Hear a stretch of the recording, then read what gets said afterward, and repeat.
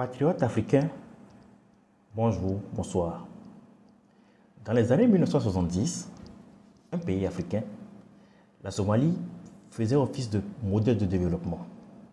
C'était un pays dans lequel les infrastructures se construisaient, l'éducation était en marche et où le progrès était au rendez-vous. Bref, tout semblait aller pour le mieux, dans le meilleur des mondes, dans la Somalie de Siad Barre. Et bien sûr, tout ce progrès était possible grâce à un homme, Siad Barre. Contrairement aux autres pays dirigés par les militaires ayant saisi le pouvoir à l'issue de coups d'État, le régime de Barre s'est évertué à développer le pays. Une politique basée sur les principes d'égalité et de fraternité islamique et aussi sur les dogmes du socialisme et du communisme, notamment du socialisme scientifique, ont permis à ce pays de se positionner comme un modèle de développement dans une Afrique qui se cherchait toujours à l'époque. Barre a fait construire des hôpitaux, des écoles et des usines de manufacture avec l'assistance de l'Union soviétique. Il décrète ainsi la gratuité des soins et de l'éducation, ce qui accélère l'urbanisation du pays. À la fin des années 70, la Somalie est l'un des rares pays africains à afficher un taux d'alphabétisation supérieur à 80%. Et aussi, il affiche un indice de développement humain très impressionnant pour l'époque. Mais Barre avait un problème, ou avait un petit souci. C'était un idéologue qui se rêvait à la tête, non pas de la Somalie telle que nous la connaissons aujourd'hui, mais d'une grande Somalie. À ce niveau, il convient de faire une précision.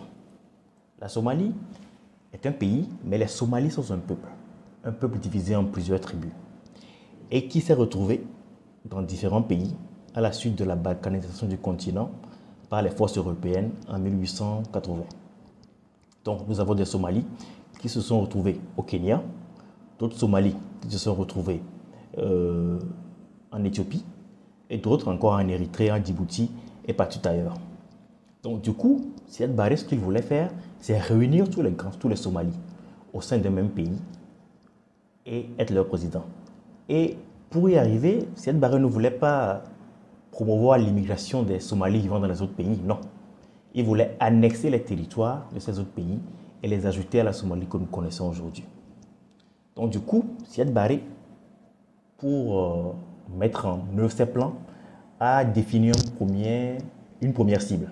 Et cette cible-là, c'est l'Éthiopie, qui était dirigée à l'époque par un autre régime communiste, celui de Mengistu Haile Mariam, j'espère que je prononce bien, et qui n'était pas aussi performant sur le plan économique ni sur le plan social que le régime de Siad Barre. Donc naturellement, les Somalis qui vivaient en Éthiopie à l'époque étaient un peu remontés contre le régime d'Addis Abeba. Donc, qu'est-ce que Siad Barre fait? Siad Barre décide d'envahir la région de l'Ogaden, une région en majorité peuplée par les Somalis. Initialement, les dieux semblent être du côté de Siad Barre. Il progresse rapidement sur le territoire éthiopien, arrive à conquérir des villes et des localités et se présente comme un libérateur. D'ailleurs, il est acclamé, et les troupes somaliennes sont acclamées lorsqu'ils entrent dans ces villes et dans ces territoires somalis. Mais il y a une variable que Siad Barre a manqué de prendre en compte. Ce qui fera dire après à certaines personnes qu'il est comme un homme, qu'il est comparable à une poule qui, après avoir couvé un œuf, le mange au lieu de le laisser éclore. Siad Barre n'avait pas compris que l'Union soviétique n'était pas prête à le soutenir contre le régime de Mengistu Haile Mariam et que les autres pays communistes n'étaient pas aussi prêts à faire cela parce qu'il avait violé une règle qui était propre au pays communiste, qui était qu'un pays communiste n'attaquait pas un autre pays communiste. Donc, étant donné qu'il était l'agresseur, même s'il était plus performant sur le plan économique que l'Éthiopie, même si la Somalie était un modèle de socialisme réussi comparé à l'Éthiopie de l'époque, étant donné qu'il était l'agresseur, il était évident pour les troupes, pour les pays comme l'Union soviétique et les pays comme le Cuba et consorts, de réprimer ou de punir la Somalie. Ce qui va se passer, c'est que, alors que Siad Barre négocie l'appui des Russes, les Russes finissent par choisir de supporter le régime de Mengistu Haile Mariam, donc l'Éthiopie, et Cuba va envoyer 15 000 soldats pour combattre les troupes somaliennes. Très rapidement, l'avantage qu'il avait au début se transforme en désavantage. L'armée éthiopienne reprend le dessus, libère les territoires occupés par Siad Barre, qui est obligé de retourner en Somalie comme un vaincu plutôt. Maintenant, à la suite de cette opération, qui s'est révélée être un grand fiasco, Siad Barre perd le soutien de la Russie, de la Chine et des autres pays communistes.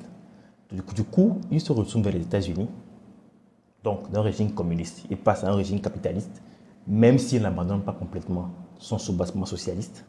Mais les États-Unis, en retour, vont lui donner environ 100 millions de dollars en assistance sociale et militaire sur une période de près de 10 ans. Près de 10 ans.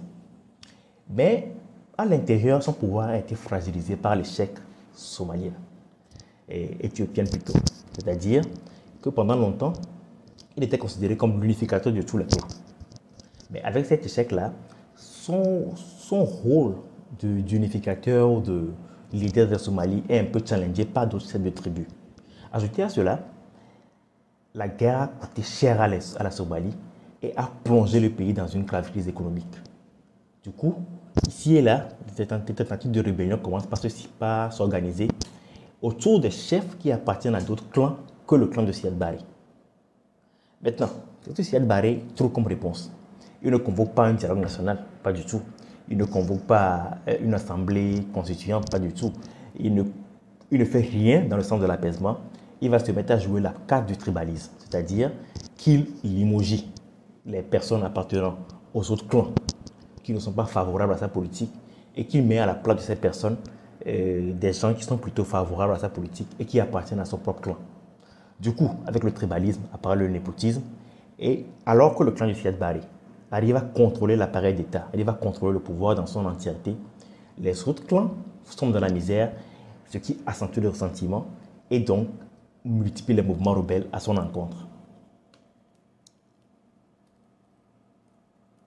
Alors, Siad Barre, acculé, va alors prendre une succession de décisions qui vont plonger la Somalie dans un désordre dont le pays n'est pas parvenu à se sortir jusque-là. Qu'est-ce que Siad Barre va faire? Siad Barre va d'abord, dans un premier temps, limoger les chefs militaires qui ne sont pas favorables à sa politique. Mais sentant toujours qu'il n'est pas protégé par sa propre armée, il va faire l'erreur la plus monumentale de sa vie. C'est de faire appel à un groupe sud-africain, un groupe de mercenaires évidemment sud-africains, pour venir assurer sa sécurité. Pourquoi je parle d'erreur la plus monumentale de sa vie? C'est parce que ce groupe de mercenaires est infiltré par le SAIMR. Si, comme beaucoup de personnes, vous n'avez jamais entendu parler de cette organisation, ce n'est pas étonnant.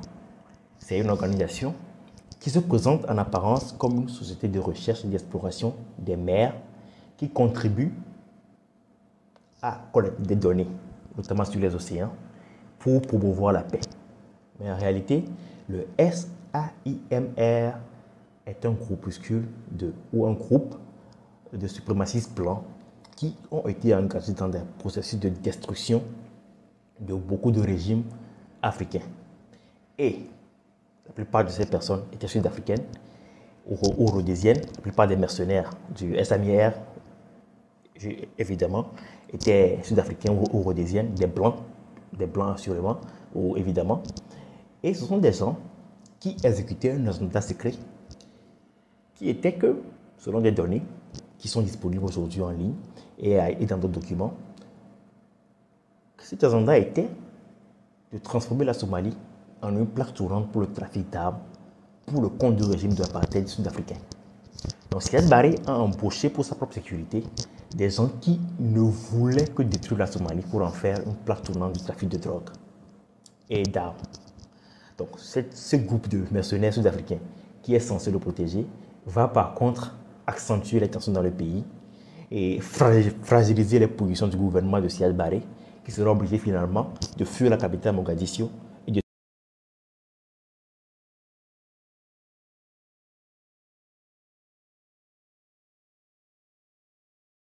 prendre le pouvoir, Siad Barre va quitter la Somalie en 92 et va trouver refuge d'abord dans un premier temps au Kenya, puis ensuite il se rendra au Nigeria, où il va rendre l'âme après, quelques temps après, en 95, d'un infarctus. Derrière lui, il laisse donc un pays plongé dans la violence, dans le chaos, qui ne parvient pas depuis maintenant plus de 30 ans à se relever ou à revenir sur le concert des nations.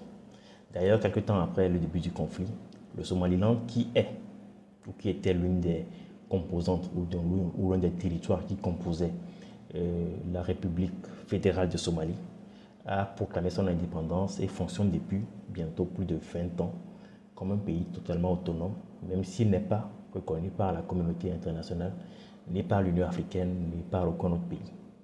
Donc, quand vous demandez sûrement ce qu'est devenu le SAIMR, eh bien, il continue par protéger les océans de la Somalie, du moins selon les termes officiels, et ils auraient toujours un fief, c'est-à-dire un domaine dont ils seraient les patrons ou les administrateurs en Somalie. Maintenant, peu de gens savent où se trouve ce fief et ce qui s'y passe concrètement. Est-ce que la population somalienne a le droit d'y aller ou pas? Ça, je ne saurais le dire. Beaucoup de personnes croient que le SAIMR a travaillé directement sous l'instruction du régime de l'apartheid sud-africaine, un régime auquel le président Siad Barre était l'un des critiques les plus acerbes. Siad Barre était une personne qui croyait vraiment en l'autonomie du continent africain, à la voie du socialisme pour le continent africain. Et c'était une époque où la Somalie jouait un rôle important sur la scène géopolitique africaine. Donc il n'était pas vraiment aimé par les régimes comme le régime de l'Afrique du Sud, comme le régime de Ian Smith en Rhodésie de l'époque. Maintenant, quel serait donc l'avenir de la Somalie? Je suis de ceux qui croient qu'un peuple qui a été grand de par le passé et peut toujours redevenir grand dans le futur et même dans le présent. Et bien sûr, à commencer par le présent, bien sûr. Les Somalis sont les descendants d'un peuple antique qu'on appelait les Macrobites. Et ce peuple a été un peuple phare ou un peuple très important dans l'histoire de cette région du monde, dans les temps antiques.